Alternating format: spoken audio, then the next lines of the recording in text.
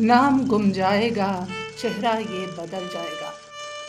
लता दीदी की आवाज़ से सजे इस गीत में उनकी अपनी शख्सियत की वो वास्तविकता झलकती है जो सुरों के कानों में उतरने के साथ ही ज़हन में उनकी छवि भी बनाती है।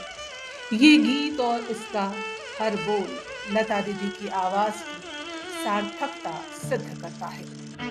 अपनी आवाज़ से उन्होंने देश ही नहीं दुनिया में वो पहचान बनाई है जो अनंत है, अमिट है।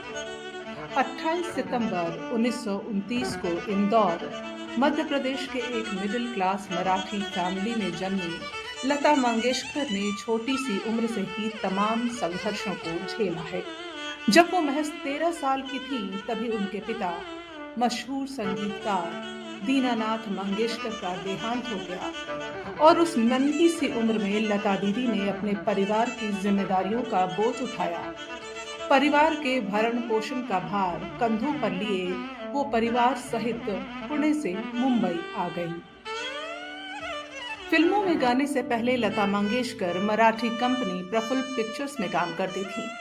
इतना ही नहीं, जब वो 14 साल की थी तो फिल्मों में हीरो हीरोइन की बहन का रोल भी किया, लेकिन कभी मुश्किलों के आगे हताश होकर नहीं बैठी।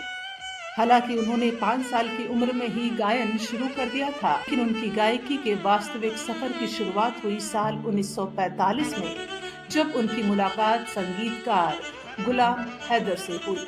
उसके बाद से ही उन्होंने हिंदी सिनेमा के इतने गीतों में अपनी सुरीली आवाज से सजाया, जो अपने आप में एक युग है। संगीत के एक शतक में 7 दशक लता दीदी की आवाज से महकते हैं। फिल्म इंडस्ट्री में 75 साल से ज्यादा वक्त से एक्टिव लता दीदी ने 36 भाषाओं के गीतों को अपनी आवाज से सजाया है। साल 1974 में दुनिया में सबसे ज्यादा गीत गाने का गिनीज बुक रिकॉर्ड भी लता दीदी के नाम है, जिन्होंने अब तक 50,000 से ज्यादा गाने गाए हैं।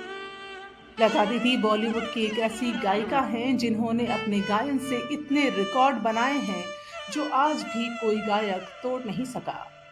उनके इसी अमूल्य योगदान के लिए साल 2001 में देश के सबसे बड़े सम्मान भारत रत्न से उन्हें सम्मानित किया गया। ये भारतवर्ष के लिए भी गौरव की बात है कि लता मंगेशकर ऐसी जीवित शख्सियत रहीं जिनके नाम से पुरस्कार दिए जाते रहे। ये भारत का सौभाग्य है कि सुरों की शहजादी सुर साम्राज्ञी लता मंगेशकर के गीतों से जहान भर के गीत महक रहे हैं। लेकिन जब वो 33 साल की थी तब उन्हें स्लो पॉइजन देकर मारने की कोशिश की गई थी। लता मंगेशकर ने खुद इसका खुलासा एक इंटरव्यू में किया था। उन्हें मालूम भी चला कि किसने उन्हें जहर देकर मारने की कोशिश की, लेकिन उसके खिलाफ कोई पुख्ता सबूत न होने की वजह से हाँ, इस वाक्य ने उन्हें सचेत जरूर कर दिया। एक दिन उन्हें पेट में तेज दर्द हुआ और हरे रंग की उल्टियां होने लगी। डॉक्टर को बुलाया तो पता चला कि उन्हें खाने में स्लो पॉइजन दिया जा रहा है। जिस दिन उनकी तबीयत बिगड़ी उसी दिन उनका कुक गायब हो गया और इस घटना के सामने आने के बाद लता दीदी की छोटी बहन उषा मंगेशकर ने किचन खुद संभाली। हालांकि लता मंगेशकर को दिए गए उस जहर का असर काफी लंबे वक्त रहा। उस वक्त 3 महीने तक लता दीदी बिस्तर पर रहीं और उनके फैमिली डॉक्टर ने ही लता दीदी का इलाज किया। लता मंगेशकर की आवाज में वो जादू है कि उनके कंठ से निकले शब्द खुद ही साजों से संवरे हुए सुनाई देते हैं। तभी तो उनकी आवाज के चाहने वालों की संख्या अनंत है, जो लता दीदी को मां सरस्वती का दर्जा देते हैं। छोटी सी उम्र से ही लता दीदी ने संगीत को अपना जीवन बना लिया।